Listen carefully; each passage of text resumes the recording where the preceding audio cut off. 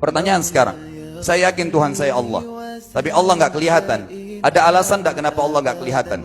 Ada alasannya. Anda tanamkan baik-baik, ini masalah akidah yang paling penting. Kata Nabi, atau disebutkan dalam banyak riwayat, bahwasanya nabi-nabi pun belum pernah ada nabi yang lihat Allah, termasuk Nabi Muhammad SAW. Kita ambil dalilnya dalam hadis Bukhari. Waktu Nabi SAW pulang dari Isra Mi'raj, jemaah sekalian, Aisyah bertanya radhiyallahu anha, berkata, istri beliau, ya Rasulullah, hal tara rabbak? Apakah anda waktu Mi'raj ke langit, terima perintah sholat, sempat lihat Tuhan anda enggak? Lihat enggak Allah itu bagaimana? Apa jawaban Nabi SAW? Nurun ala nur anna arah. Allah itu cahaya, di atas cahaya, terang sekali. Bagaimana saya bisa melihatnya? Artinya Nabi SAW mengatakan, saya sendiri belum pernah lihat bagaimana itu Allah. Contoh sebelumnya Nabi Musa alaihissalam. Nabi Musa waktu menerima wahyu Taurat, itu selama 40 hari, turun Taurat lengkap. Al-Quran 23 tahun baru lengkap. Kalau Taurat 40 hari, nunggu di gunung Tursina. Tursina sebuah wilayah di Mesir sekarang. Itu banyak gunung-gunung batu, ada satu gunung batu yang tinggi, Nabi Musa nunggu di situ. Setiap hari Jibril datang turunin surah, turunin ayat gitu. Setelah berlalu 37 hari dari 40 hari menunggu Taurat turun, Nabi Musa alaihissalam tiba-tiba bertanya kepada Allah, mengatakan begini dalam Al-Quran, A'udzu billahi minasyaitonir rajim, Rabbi arini anzur ilaik. Wahai Tuhanku, izinkan aku melihatmu. Aku beriman kau ada ya Allah, tapi aku ingin lihat kau bagaimana. Allah menjawab, tidak mau mengecewakan Nabi Musa, sebagai manusia Allah mengatakan, lan tarani. Perlu anda tahu dalam bahasa Arab jemaah sekalian ada 3 kosakata la, tidak yang berarti tidak. Ada la biasa artinya tidak, ada lam dengan mim, lam artinya tidak pernah, ada lam dengan nun, lan artinya tidak akan pernah. Allah mengatakan apa? Lan tarani, kau tidak akan mampu melihatku hai Musa. Tapi Allah nggak mau kecewain Musa. Ternyata Musa selama 37 hari jemaah sekalian kagum-kagum lihat gunung-gunung batu di situ. Pergantian siang malam, burung-burung yang terbang, air yang mengalir di lereng-lereng gunung. Lalu dia mengatakan, Allah mengatakan apa? Walakin unzur ilal jabal, fa in istaqarra makanahu fasawfa tarani. Coba kamu lihat gunung-gunung batu di sekitarmu hai Musa. Kalau mereka bisa menampung kedatanganku, kata Allah, kau akan bisa melihatku. Apa yang terjadi? Allah lanjutkan, falamma tajalla rabbuhu lil jabal. Waktu Allah baru niat mau datang, belum datang, ja'alahu dakka. Semua gunung batu itu hancur lebur, tidak mampu menampung kedatangan Allah. Wa kharra Musa sa'iqa. Lalu Musa pingsan tiba-tiba. Waktu Nabi Musa bangun, langsung ucapkan kalimat, amantu billah. Saya beriman pada Allah. Berarti fakta lapangan, nabi-nabi aja belum pernah lihat Allah. Masih pertanyaan lagi jemaah sekalian, kenapa Allah nggak bisa kelihatan? Saya akan jawab dan tolong ini jadikan sebagai pegangan hidup. Ini landasan akidah kita.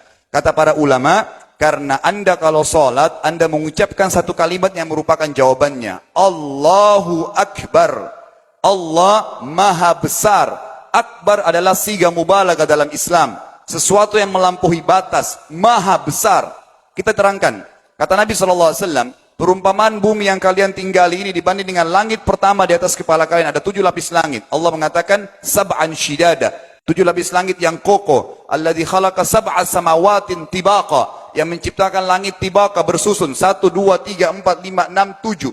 Allah di atas langit ke-7. Kata Nabi SAW, perumpamaan bumi yang kalian tinggalin dibanding dengan langit pertama di atas kepala kalian, ibaratnya seperti cincin yang dibuang di padang pasir.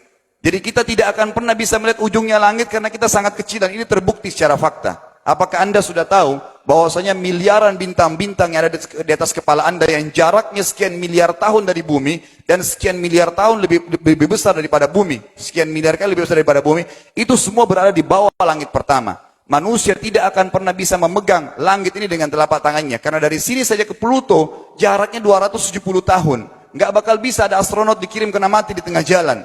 Jaraknya jauh sekali bintang-bintang dan semua berada di bawah langit pertama. Kata Nabi SAW, di atasnya ada langit kedua besarnya. Digabung antara bumi sama langit pertama seperti cincin dibuang di padang pasir. Langit ketiga, 2, 1 dan bumi digabung tiga-tiganya. Dibanding langit ketiga seperti cincin dibuang di padang pasir. Sampai langit ke-7. 5, 6, 4, 3, 2, 1 dan bumi. 7 digabung. Dibanding langit ke-7 seperti cincin dibuang di padang pasir. Dan langit yang luas ini jemaah sekalian dipenuhi dengan makhluk Allah yang lain namanya malaikat. Dalam hadis Bukhari kata Nabi SAW, waktu saya sedang dimi'rajkan ke langit, tidak ada 4 jari pun ukuran di langit yang luas itu, kecuali saya temukan malaikat yang sedang ruku atau sujud, penuh dengan jumlah mereka.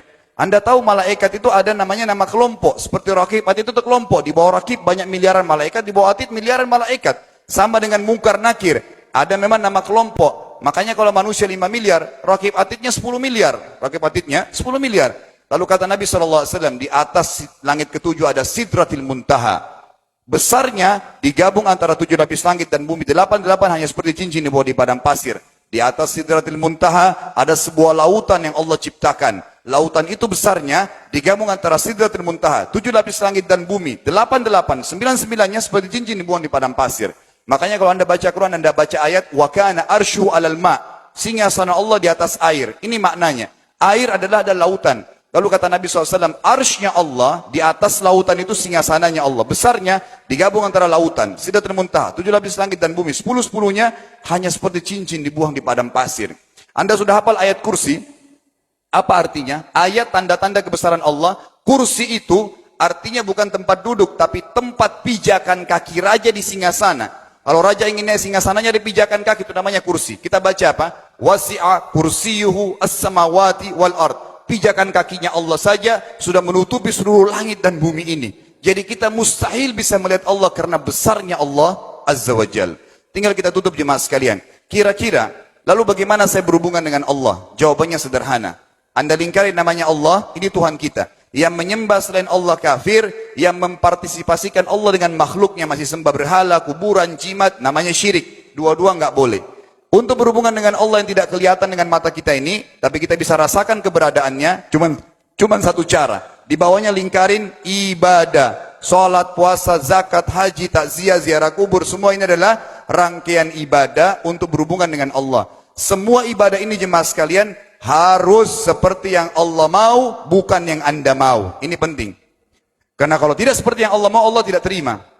Bagaimana caranya supaya bisa seperti yang Allah mau? Ikuti buku pedomannya. Ada Al-Quran, ada Sunnah.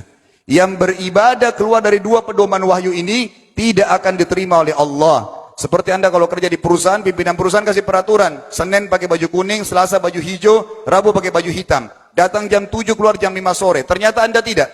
Hari Senin Anda pakai baju yang hari Rabu. Datangnya jam 9, keluar jam 2 siang. Dikeluarkan oleh pimpinan atasannya. Itu baru peraturan manusia. Bagaimana dengan peraturan Allah Azza wa Jal?